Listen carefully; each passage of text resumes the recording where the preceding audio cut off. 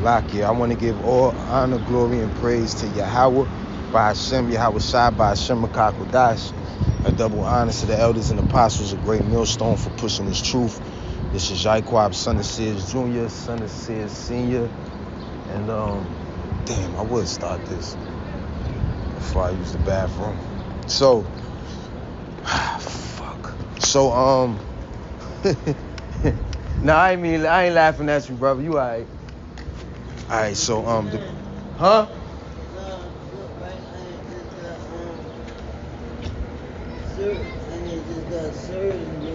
God damn, nigga. God damn, nigga, your back's still open. You need some Neosporin on that shit.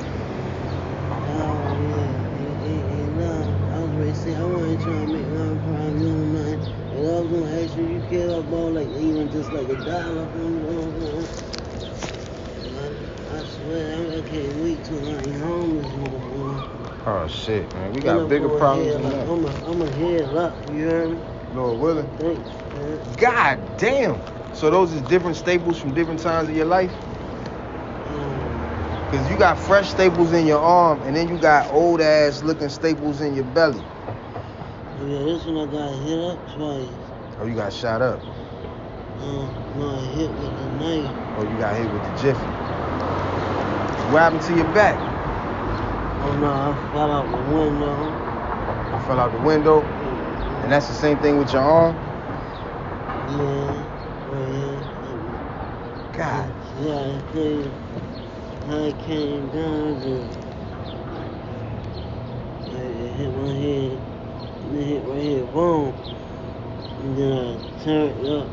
And then this right here slammed against the wall. God damn. And that was it. And my legs and all that shit. Yeah, it kind of turned how I really wanted to turn. Did you think you was going to die? Yeah, I knew I was going to die. I thought I was going to die. Alright, brother. You too. So now that I think about it, the guy at work that had a dream, I saw him walking the next day, and his walk was so funny. I just didn't even want to talk to him about nothing. Then a couple of his other conversations, I was like, nah, I don't even want to talk about it. But he mentions it every day for a couple days in a row last week about this dream he been having. And he mentions it in front of everybody, like it's not a private conversation. So the dream, he said that one of the things I remember him saying, because he spoke about it 3 different days. One of the things he said was it was just dead bodies everywhere as far as he could see, from the left to the right, behind him, in front of him, just dead bodies everywhere. He said a man ended up standing in front of him and talking to him, and he couldn't see the man. All he could see was light. God damn. Stay focused, boy, oh boy. All right, so he said all he could see was the light from the God damn. Salaki, I look back. I look to the side again. So he said all he could see was the light from the person's face, and the person was telling him that these things must happen. It has to happen for the world to change, or some weird shit like that. And he said it was 2025 and blah blah blah. But then another thing he said was that his mother had a dream, and these was all dreams from like 2010. He said his mother had a dream that she was looking out the window and she saw missiles come, and then she just seen her arms just like burn and disintegrate in front of her. He said this is a dream that his mother told him. All right, so the book of Psalms, chapter 2, verse 1.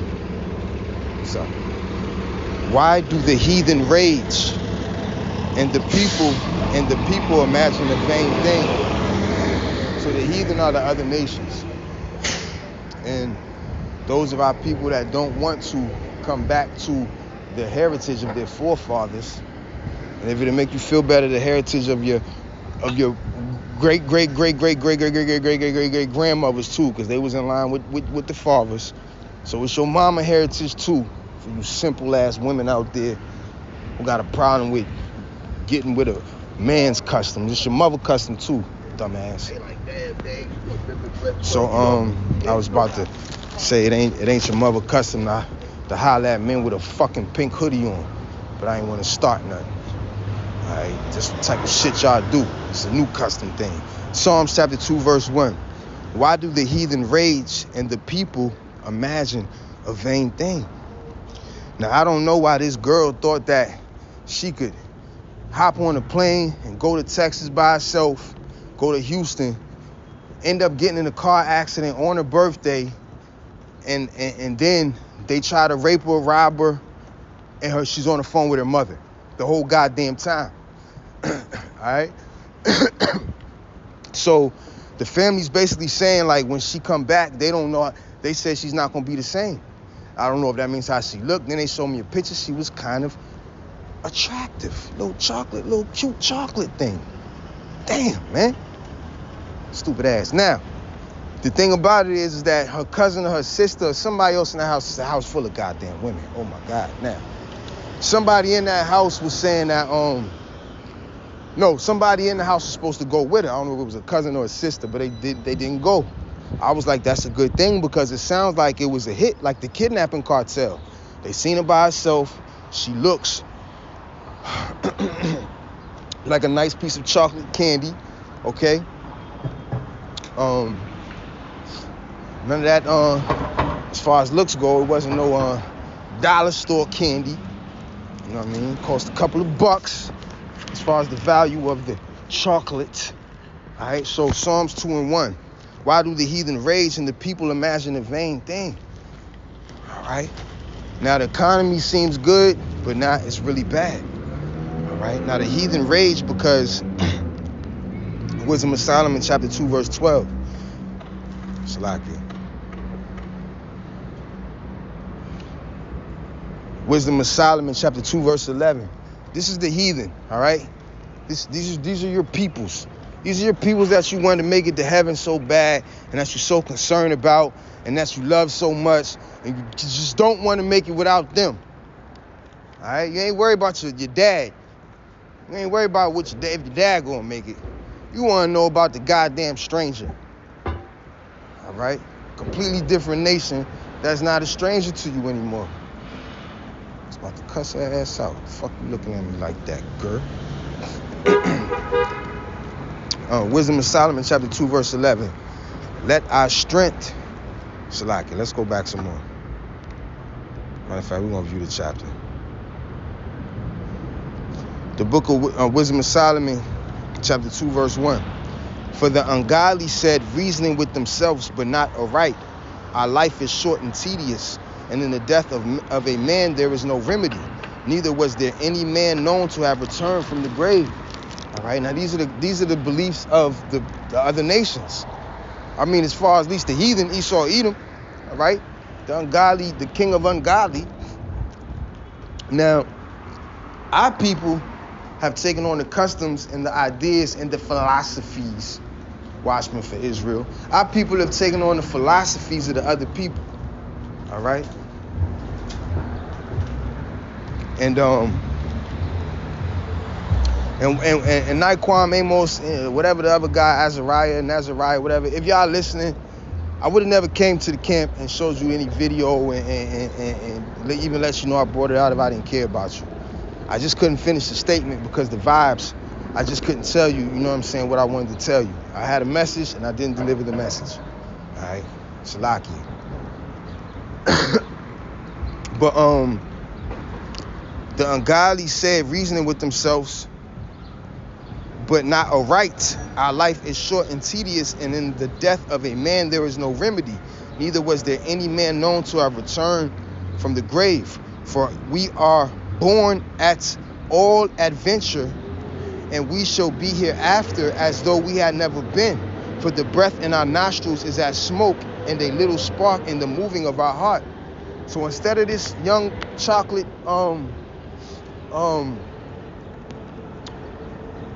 woman focusing on bettering her Baltimorean situation, getting the hell up out of this dump like I want to, or focusing on, you know, having a family, you got all these goddamn women and children in the house, It should be some sort of motivation to do more than get the fuck away, go to Houston and almost die. But anyway,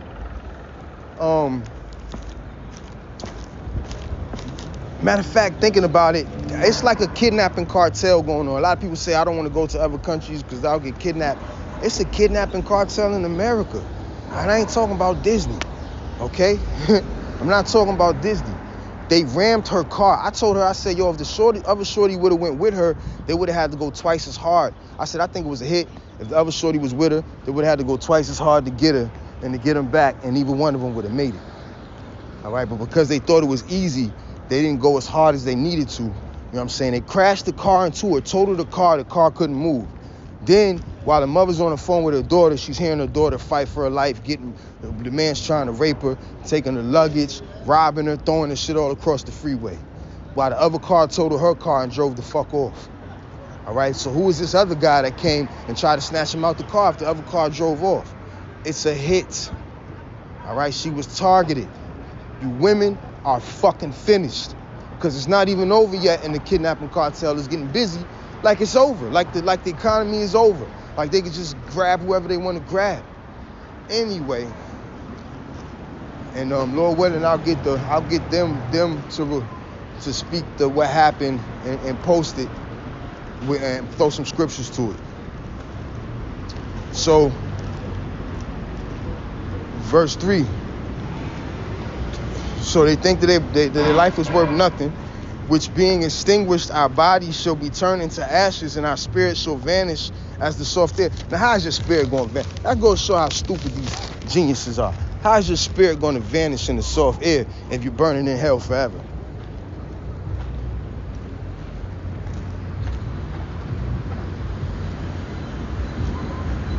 Verse 4. Matter of fact, we ain't going through all this, all right? We ain't going all this. Verse 9, Wisdom of Solomon, chapter 2, verse 9. That none of us go without his part of our voluptuousness. Let us leave tokens of our joyfulness in every place. And this is what they do. They leave monuments and statues to themselves. They change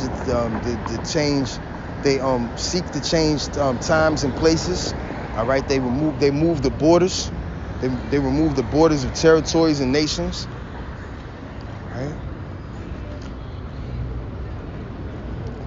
Let none of us go without his part of voluptuousness. Let us leave tokens of our joyfulness in every place, for this is our portion. Why is it our portion? Because as it is written, the earth is given into the hands of the wicked. All right, and our lot is this. That is their lot. It doesn't get any better than that. Our lot gets better. Verse 10, let us oppress the poor righteous man. That's their lot, to oppress the poor righteous man. Who does that? Esau, Edom, America. Right? Let us not spare the widow. Who does that? Esau, Edom, America.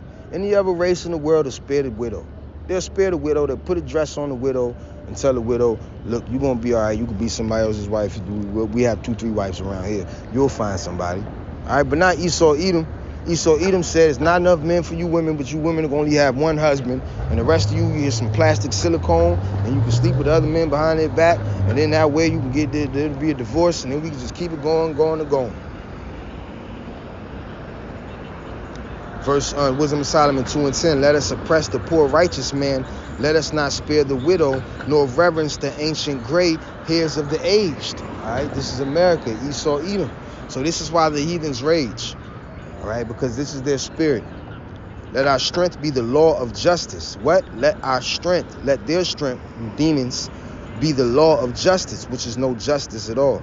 For that which is feeble is found to be nothing worth. All right, so Wisdom of Solomon 2:11 reads, let our strength be the law of justice, for that which is feeble is found to be nothing worth. All right, and that's what America does. They go around the world preaching justice, and they exercise that as their strength. Right? Verse 12, therefore let us lie in wait for the righteous, because he is not for our turn. This is why the heathen rage, because we are not for their turn. And he is clean contrary to our doings. All right. So the children of Abraham, Isaac, and Jacob. All right. The children of Abraham, Isaac, and Jacob that are seeking after Yahweh B'Shem Yahweh Shai are clear contrary to the doings of America, Esau Edom, the daughter of Babylon the Great. He upbraided us with our offending the law. They don't like that. They don't like that. And objective to our infamy, the transgressions of our education. All right, their education is phony, according to the scriptures. 10 different ways, 10 different times. Verse 13, he professeth to have the knowledge of Yahweh, and he calleth himself the child of the Lord. He was made to reprove our thoughts. This is why the heathen rage.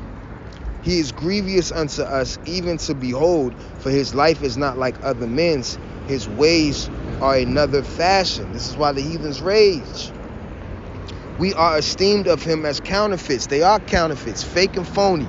All right, they're ishy. They're ishy. They're girlish.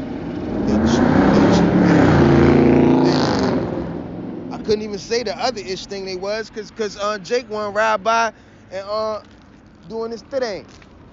All right, they're ishy.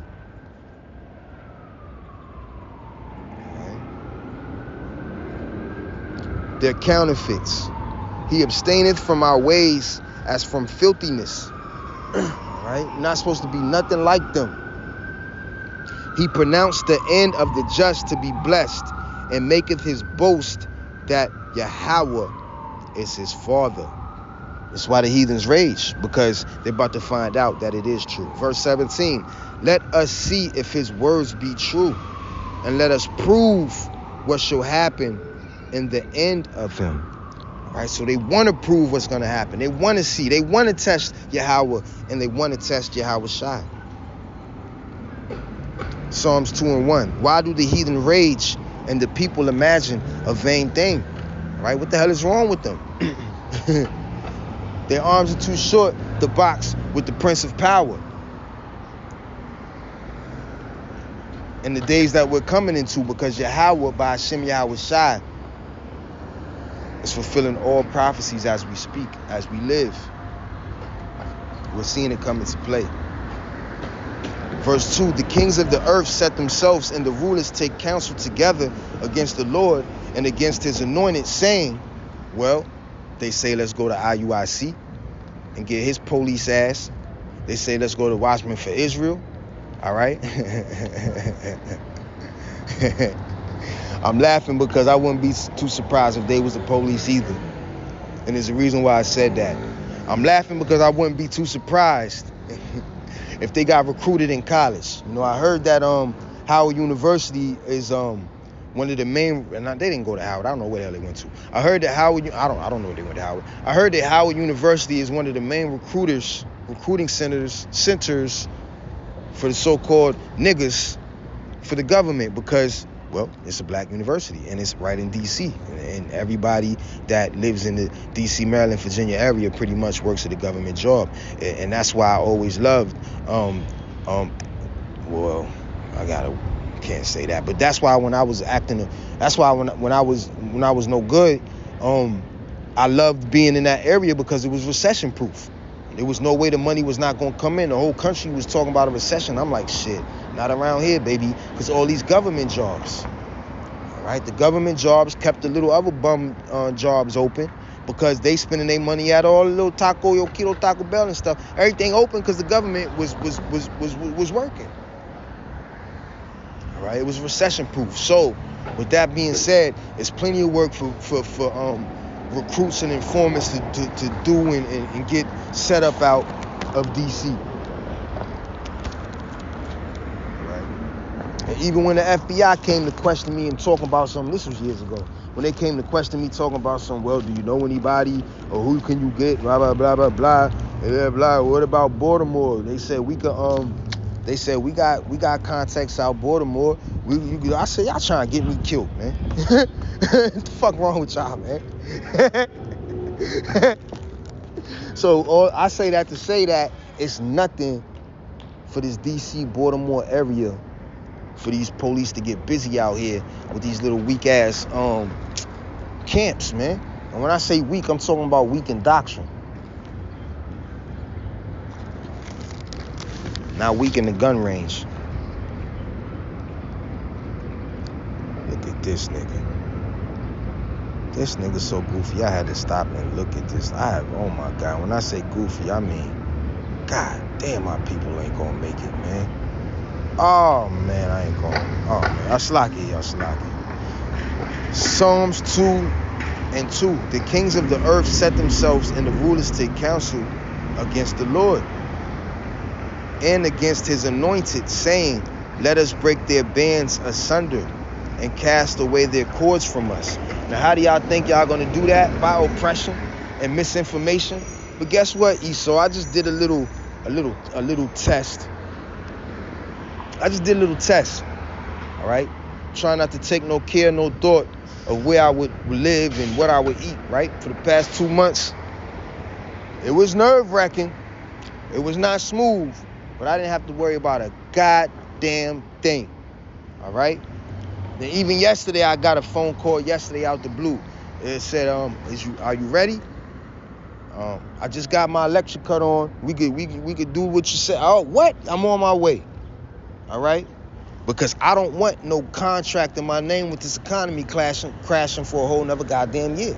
If anything, I get month to month. Until then, I'm not trying to, I'm being very cautious. Oh my God. I'm being very cautious with my covenants with Esau. All right? So you won't be able to break my band spiritually with, mentally with Yahweh Shem Yahushua and the brotherhood. It's already enough trying to fucking zoom in. Psalms chapter 2 verse 3. Let us break their bands asunder and cast away their cord from us. That's what they want to do. All right, so they're trying to do that with the Maxine, come get your wax on, wax off in your arm. You know what I'm saying? They're trying to do that with the central banking, collapsing that. They're trying to do that with all these camps, like making no sense. First of all, when I met the Watchmen for Israel, and I said to Amos, and I was like, yo, Amos, y'all is like elders to me. Because I kept hearing double honors to the elders, blah, blah. So I'm like, yo, Amos, y'all are like elders to me. Amos said, well, we babes in this thing, man. And I was like, for real, how long y'all been doing this shit? He was like, 4 years. He was like, maybe like 4 years. I'm thinking to myself, I'm like, damn, that's babes, right? And he was like, yeah, man, it's people that's been doing this for 20, 30 years, man. He said, we just babes in this thing. And I was like, oh, all right. And I was like, well, shit, y'all still my elders. Y'all know more than me. You know what I'm saying? So I said that to say that was 2019. It's 2023. So you mean to tell me you come in this bitch 2015, you know what I'm saying, and acting like you doing something, but 8-9 years later, you still fucking up the church's chicken? It's no way in hell you butchering it like that. Alright? But I'm about to hop on this red. So shalom.